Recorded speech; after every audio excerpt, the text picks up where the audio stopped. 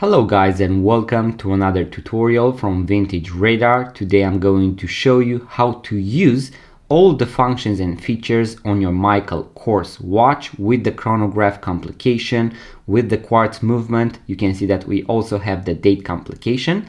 So I'm going to show you how to set the time and date, also how to know if you are AM or PM in case you do not have the 24-hour display right here, so you can have a different version of a chronograph, and also how to use the chronograph function and how to align the watch hands of the chronograph feature in case they are misaligned, let's say after magnetism or after a battery replacement. So let's start with the beginning, and the first thing that we are going to do is to set the time and date.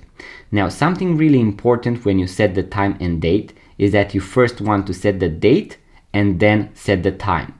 And when you set the date, you want to set it 1 day prior to your actual goal, so to the actual date that you want to set.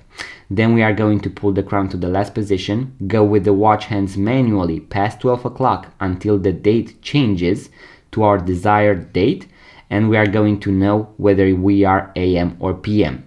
Now on this particular model we have the 24-hour display, but we are going to pretend that we do not have it because a lot of other watches do not have it, and you want to know whether you are AM or PM.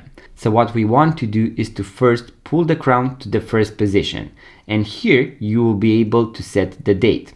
So let's say that my end goal is to make it the 30th of the month. I'm going to make it the 29th, and I'm going to leave it there. In case you also have a day of the week complication, you are going to also set that one day prior to your end goal. So let's say I want to make it the 30th, and Monday I'm going to make it the 29th, and Sunday. So also remember that in case you have a date complication. So you have both day of the week and day of the month. Now I'm going to pull the crown to the last position, and I'm going to go with the watch hands past 12 o'clock, and I'm going to rotate until the date changes. As you can see, since I changed the date between 9 and 12 o'clock, I need to make another full rotation, and as you can see now the date is going to change at exactly 12. So now I know that I am on the 30th and it is 5 AM, so 5 in the morning. If I want to make it 5 PM, I'm going to go past 12 o'clock once again. As you can see, nothing changed, so I have the same date, the 30th. And now I'm going to make it 5 PM, so 5 in the afternoon. As you can see, it is now also showing us here 17. Now I'm going to push the crown all the way back in, and now we have correctly set the time and date. So I am on the 30th, and I know that I am at 5 PM. Now the second feature that we are going to discuss about is the chronograph feature. So we have two pushers. The top pusher can be used in order to start the chronograph, and as you can see, the subdial here at 6 o'clock started to tick. This is running independently compared to the main time, and if I want to pause it, I can press the top pusher once again. It is going to pause the chronograph. If I want to resume, I can press it once again, and it is going to continue to tick. Now as you can see here, we have the seconds, and here we are going to register the minutes. Now if I pause the chronograph again, and I this time press the bottom pusher, it is going to reset the chronograph to 0. This particular model goes backwards, so if I ran the chronograph for 10 minutes, it is going to make 10 rotations backwards until it aligns once again to 12 o'clock.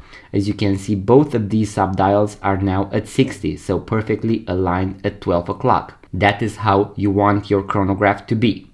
Now I'm going to start the chronograph, and I'm going to let it run for about 1 to 2 minutes so that you can also see how this subdial moves. So let's look at that as well.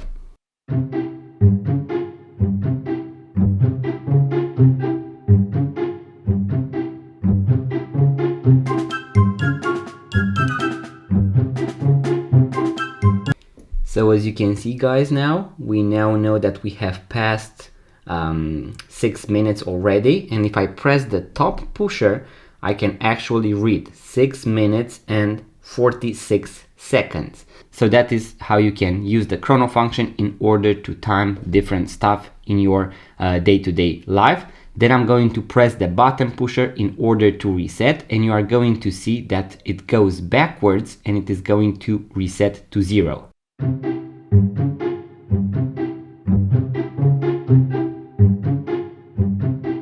So as you can see, it went backwards and it reset to 0. So it looked exactly like the time lapse that I made, but this time it went very fast. So as you can see, now both of them are aligned once again at 12 o'clock. Now the last thing that we are going to do is show you how to align the watch hands of the chronograph. As you can see, I have misaligned them.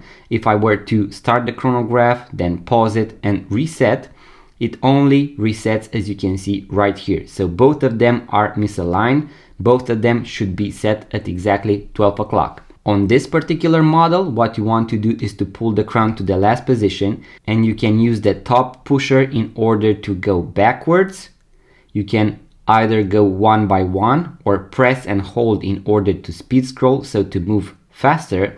As you can see, I'm going to go backwards. That one is aligned already, but I'm going to go a little bit past it because I can use the bottom pusher in order to go in a clockwise direction, so to the right.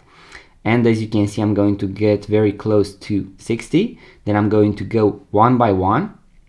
And as you can see guys, now both of them are aligned. I'm going to push the crown all the way back in, start the chrono, pause it, reset it, and as you can see, both of them are aligned. Now there are going to be different chronograph models where you actually need to pull the crown to the first position, press a certain pusher in order to calibrate one subdial, then press the second pusher in order to calibrate the second subdial, and pull it to the last position in order to calibrate the third subdial, because there are going to be different types of chronograph watches out there and movements.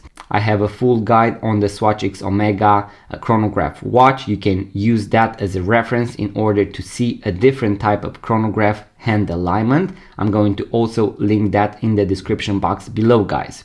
I also have a full guide on how to replace the watch battery on this particular model, so on a Michael Kors watch, so make sure to also watch that guide in case you are interested as well. So guys, that was the full tutorial on how to use all the functions and features on your Michael Kors Chronograph watch.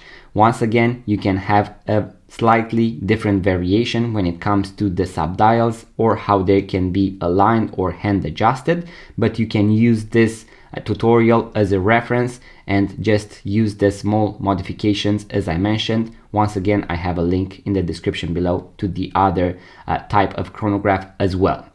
If you enjoyed these type of videos guys, make sure to give it a thumbs up and subscribe to this YouTube channel because it really helps the channel grow. You can watch our other videos about watches, vintage watches, watch tutorials, so I'm pretty sure you are going to enjoy them. Once again guys, like, subscribe, and I'm going to see you on the next video.